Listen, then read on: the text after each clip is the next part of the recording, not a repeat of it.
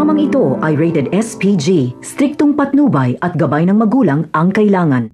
Dahil kay Kidlat ay alam na nila Tanggol kung nasa ng kanyang ama, kaya susugurin ni Tanggol ang hideout nila Lucio at matinding bakbakan ang magaganap. Mahina na ang pwersa nila Lucio dahil pinagpapatay na ni Ramon ang mga tauhan ni Sonia at wala din si Teban at Kidlat.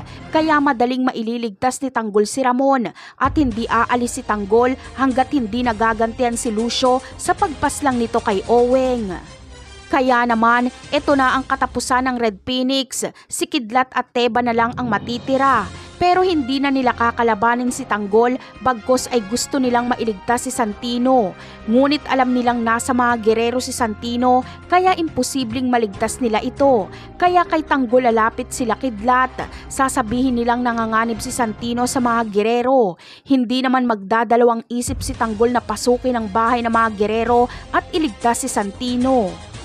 Magkakaroon ng mga bagong kakampi si Tanggol. Ito ay si Kidlat at Teban.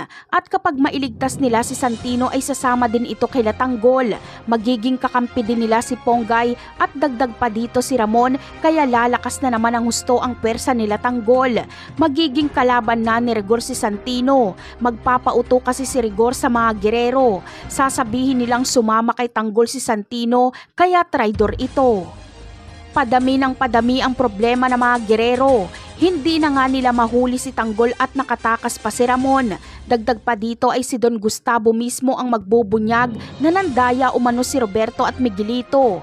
Pakiramdam ni Gustavo ay dinaya din siya dahil imposible umanong mataas ang boto ni Miguelito at Roberto tapos siya ay mababa. Kaya gusto ni Gustavo na magkaroon ng mano-manong bilangan at umaasang mananalo siya. Napakarami pa nating dapat abangan sa mga susunod na episode. Paalam!